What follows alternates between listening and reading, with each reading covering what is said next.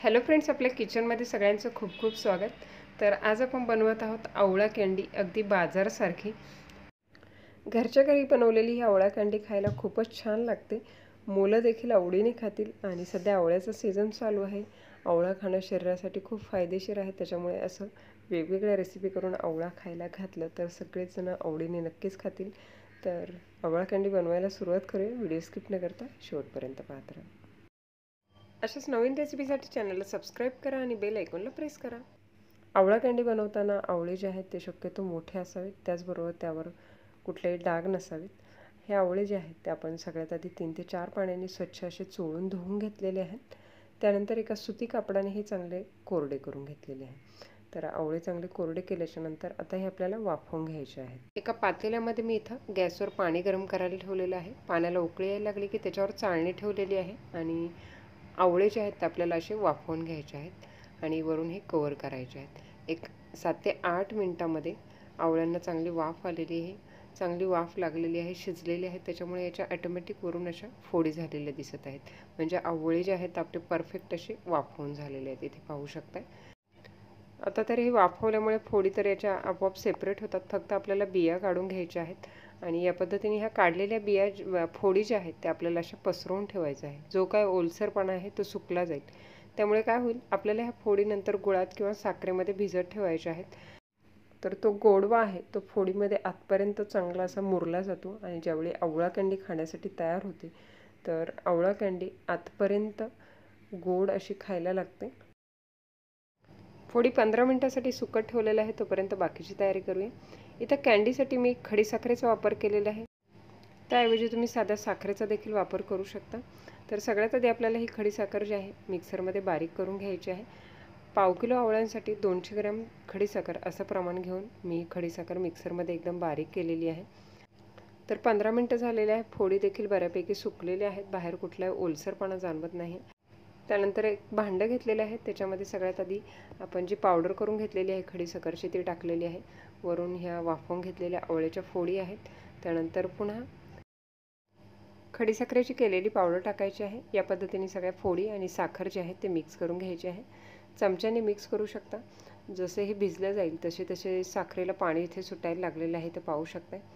तर आपल्याला 2 दिवस आपल्याला हे अशाच फोडी ज्या आहेत साखरेमध्ये भिजत ठेवायच्या आहेत आणि मध्ये मध्ये आपल्याला हे मिक्स करत राहायचं आहे. त्याच्यामुळे साखर जी आहे ती सगळीकडे व्यवस्थित अशी मिक्स होत राहील.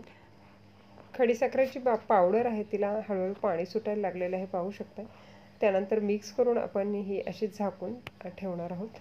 2 दिवस अशी झाकून ठेवायची आहे आणि मध्ये मध्ये आपण ही सगळे मिक्स करत राहायचे आहे. त्याच्यामुळे साखर जी आहे व्यवस्थित अशी सगळ्या फोडीमध्ये मिक्स होईल आणि गोडवा जो आहे फोडीमध्ये चांगला उतरतो. तर तिसऱ्या दिवशी आपल्याला यातनं ह्या फोडी ज्या आहेत त्या बाहेर काढायच्या आहेत. तिसरा दिवस आहे आणि ह्या फोडी बघा 2 दिवस आपण मध्ये मध्ये करून अशा ह्या मिक्स करून घेतलेल्या आहे आणि आज तिसरा दिवस आहे. तर फोडी एकदम अशा ट्रान्सपरंट झालेल्या आहेत. एक फोडीमध्ये असा एक रसरशीतपणा जाणवत आहे. तर व्यवस्थित अशा ह्या मुरल्या गेलेल्या आहेत तिथे पाहू शकताय. आणि आता काय करायचं आहे, यातलं पाणी जे आहे ते आपल्याला पूर्ण सेपरेट करून घ्यायचं आहे. त्यासाठी मी इथे ही चाळणी घेतली आहे आणि चाळणीवर हे पाणी आणि फोडी असं दोन्ही सेपरेट करून घ्यायचं आहे. तर खाली पाणी राहील आणि वरती फोडी. ह्या फोडी सेपरेट केल्याच्या नंतर आपल्याला ह्या व्यवस्थित अशा सुकवून घ्यायच्या आहेत आणि जे पाणी राहील ते पाणी जे आहे ते आपण सरबत म्हणून त्याचा यूज करू शकतो. या पद्धतीने मी ह्या सुती कापडावर सगळ्या फोडी ज्या आहेत त्या वाळत घातलेल्या आहेत.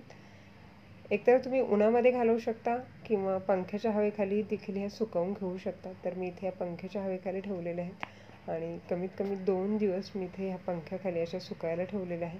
बाहेर उन्हामध्ये जर घातल्या तर फार लवकर ह्या सुकल्या जातात. 2 दिवसानंतर पाहू शकता एकदम सुक्या अशा ह्या फोडी झालेल्या आहेत. फोडी कुठे वाळवत आहोत त्याच्यानुसार फोडी सुकण्याचा टाईम जो आहे प्रत्येकाचा कमी जास्त होऊ शकतो. ह्या फोडी ज्या आहेत त्या एकदम व्यवस्थित अशा सुकलेल्या आहे. कुठे ओलसरपणा जाणवत नाही. आता ह्या एकमेकाला चिकटू नये म्हणून यावर थोडीशी पिठी साखर अशी भुरभुरायची आहे आणि मिक्स करायची आहे. चमच्याने मिक्स करू शकता किंवा सगळ्यात सोपी पद्धत म्हणजे या पद्धतीने असं टॉस करायचं आहे. जी पावडर आहे ती सगळीकडे व्यवस्थित अशी प्रत्येक कँडीला लागली जाते. तर पाहू शकता एकदम सुटसुटीत अशा कँडी तयार झालेल्या. अगदी बाजारमध्ये असतात ना त्याहीपेक्षा छान म्हटलं तरी हरकत नाही.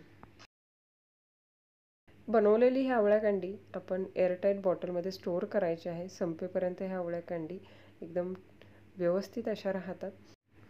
तर घरच्या घरी एकदम मस्त अशी आवळा कँडी तयार झालेली आहे. तर घरी कुठलाही पदार्थ बनव एवढा छान झाला तर तो बनवण्याचा आनंद काही वेगळाच आहे.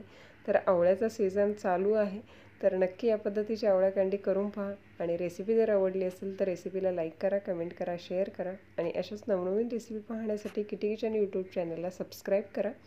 त्या बाजूला असलेलं बेल आयकॉनचं बटन प्रेस करा, जेणेकरून येणाऱ्या सगळ्या नवीन रेसिपीचं नोटिफिकेशन सगळ्यात आधी तुम्हाला मिळेल. तर पुन्हा भेटूया अशाच एका नवीन रेसिपीसह. तोपर्यंत टेक केअर, बाय बाय.